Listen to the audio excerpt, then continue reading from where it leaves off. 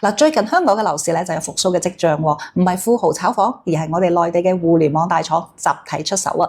嗱，睇劉強東啦，啱啱咧就用35億港幣攞落中環建設銀行大廈一半嘅權益，1.12萬平方米嘅辦公面積。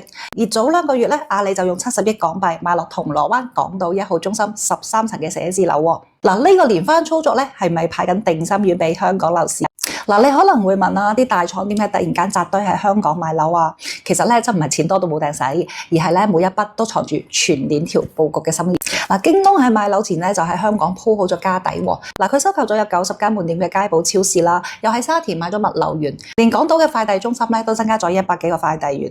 咁而家香港人喺京東買嘢咧，最快4個鐘就可以送到啦。阿里亦都一樣喎，買樓之後咧就將國際站支付寶香港嘅團隊都搬埋過去，仲將菜鳥嘅自提點咧增加到800個，基本覆蓋咗全港商圈。其實咧買樓咧就係建根據地，背後就係零售、物流、科技全產業鏈嘅落地。呢個咧就唔係短期投機㗎，係長期紮根。更加意外嘅係呢啲大廠一入嚟，香港嘅樓市居然復甦喎。之前咧受各種因素影響啦，中環、銅鑼灣嘅甲級寫字樓空置率就創新高，好多好嘅樓層咧都吉住冇人要。京東買樓嘅消息一出啦，就利好晒同區域嘅寫字樓喎。而阿里落戶之後咧，銅鑼灣周邊商鋪嘅轉租率都降咗，租金穩住。咁唔單止係寫字樓啦，住宅市場都大旺埋，大廠帶嚟嘅內地科技人才、本地招聘嘅員工，淨係京東、阿里呢兩家都新增咗上千個崗位。年輕人要租房要安家，周邊嘅小戶型就唔使憂啦。而且咧呢個唔係單個案例喎，係組團效應。而家駐港嘅內地企業咧已經有2620家，比舊年就多咗920家喎。除咗京東、阿里、小紅書都喺銅鑼灣開咗海外首店，而美團嘅 Kita 外賣咧喺香港已經做到行業嘅頭部，連寧德時代、科大訊飛都嚟設研發中心。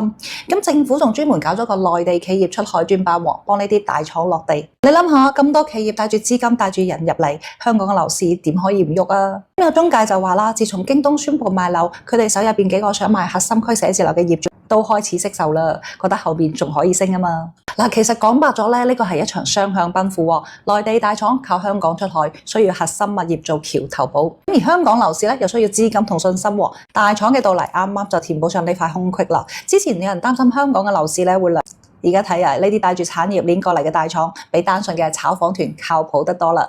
佢哋帶嚟嘅唔止係錢喎，仲有就業、消費同埋長期發展嘅盼頭。咁樓市跟住復甦都係水到渠成嘅事啦。咁你哋覺得下一個會喺香港投錢買樓嘅內地大廠會係邊個啊？係騰訊定係